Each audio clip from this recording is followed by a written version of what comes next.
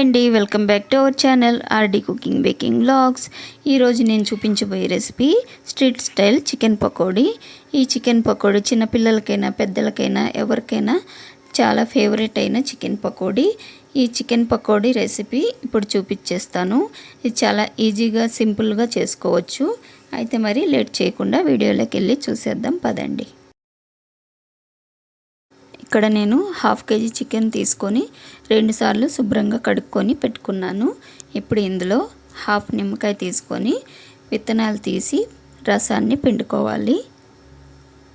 Half నిమ్మకాయ అయితే సరిపోతుంది హాఫ్ కేజీ చికెన్కి. ఇలా మొత్తం రసాన్ని మొత్తం పిండుకోవాలి. ఇందులో 2 విత్తనాలు పడిపోయాయి, ఇవి తీసేస్తున్నాను. విత్తనాలు ముందే తీసి పిండుకోవాలి. నాకు 2 ఉండిపోయాయి. అలాగే ఇక్కడ హాఫ్ టీ స్పూన్ ఉప్పును వేస్తున్నాను. అలాగే హాఫ్ టీ స్పూన్ అల్లం వెల్లుల్లి పేస్ట్ వేసి ఇప్పుడు బాగా కలుపుకోవాలి. మసాలాలు అన్నీ ఒకేసారి వేయకుండా ఫస్ట్ నిమ్మకాయ, ఉప్పు, అల్లం వెల్లుల్లి పేస్ట్ని బాగా కలుపుకుంటే ముక్కలకు బాగా పడుతుంది. ఇప్పుడు ఇవి బాగా కలుపుకున్న తర్వాత ఇప్పుడు ఇందులో మనం మసాలాలు యాడ్ చేయాలి. ఇక్కడ నేను హాఫ్ టీ స్పూన్ కారం వేస్తున్నాను. అలాగే హాఫ్ టీ స్పూన్ ధనియాల పొడి, ఒక పావు టీ స్పూన్ పసుపు, ఆ తర్వాత గరం మసాలా ఒక హాఫ్ టీ స్పూన్ వేస్తున్నాను. అలాగే చికెన్ మసాలా కూడా వేసుకోవాలి, half teaspoon chicken masala. ఇంకా చివరిగా ఒక పావు టీ స్పూన్ మిరియాల పొడి కూడా వేసి ఇవన్నీ మళ్ళీ ఒకసారి బాగా కలుపుకోవాలి. ఇక్కడ నేను బైండింగ్ కోసం ఒక గుడ్డునైతే వేస్తాను. నేను ఏదైనా ఒకటే వేస్తాను. మైదా పిండి, కార్న్ఫ్లవర్, అలాగే శనగపిండి అలాంటివి వేసినప్పుడు గుడ్డు అయితే వేయను. గుడ్డు వేస్తే అవన్నీ వేయను. ఒకవేళ అవన్నీ వేస్తే గుడ్డునైతే వేయను. ఏదైనా ఒకటే వేస్తాను. బైండింగ్ కోసం మనం ఆయిల్లో ఫ్రై చేసినప్పుడు చికెన్కి పట్టిన మసాలాలన్నీ ఊడిపోకుండా ఉండటానికి మనం బైండింగ్ కోసం ఇలా గుడ్డైనా లేదా కార్న్ఫ్లవర్, శనగపిండి అలాంటివి కలుపుకోవాలి. గుడ్డును కలిపితే అవన్నీ అవసరం ఉండదు. మీకు నచ్చితే అవన్నీ కూడా వేసుకోవచ్చు. నేనైతే ఇలాగే చేస్తాను, ఏదైనా ఒకటే వేస్తాను.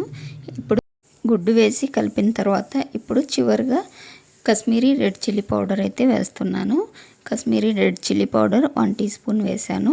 కలర్ కోసం అయితే కాశ్మీరీ రెడ్ చిల్లీ పౌడర్ వేసాను నేను. మీరు కావాలంటే ఫుడ్ కలర్ అయినా వేసుకోవచ్చు, రెడ్ కలర్ది.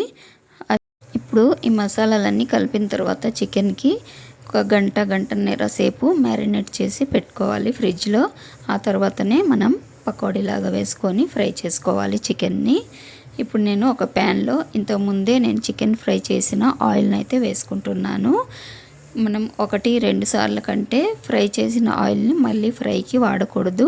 2 సార్లు వాడితే సరిపోతుంది, అంతకంటే ఎక్కువ వాడకూడదు. వాడిన ఆయిల్ని మనం ఏదైనా కూరలు చేస్తున్నప్పుడు, నాన్ వెజ్ కూరలు వాటిలో వాడుకుంటే సరిపోతుంది. ఇప్పుడు చికెన్ ముక్కలన్నీ ఒక్కొక్కటిగా ఆయిల్లో వేసి బాగా ఫ్రై చేసుకోవాలి. ఒకవైపు కాలిన తర్వాతనే రెండో వైపుకి తిప్పుకొని మనం ఫ్రై చేసుకోవాలి.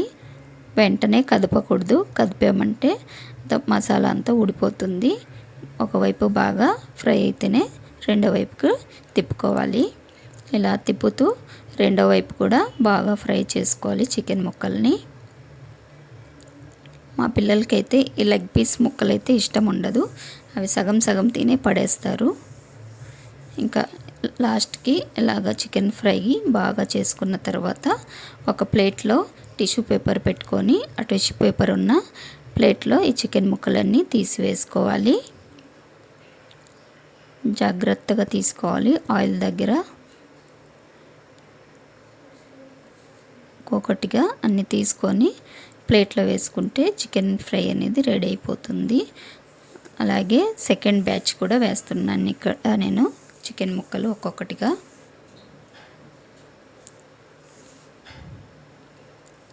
అన్నీ ఇలాగే వేసుకొని ఫస్ట్ ఎలా అయితే ఫ్రై చేసుకున్నామో సేమ్ అలాగే ఫ్రై చేసుకోవాలి రెండో బ్యాచ్ కూడా.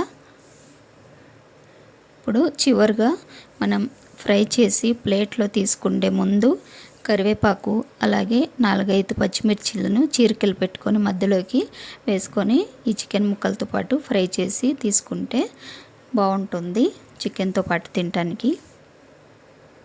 మీరు కూడా ఖచ్చితంగా ఇలా ఒకసారి ట్రై చేసి చూడండి.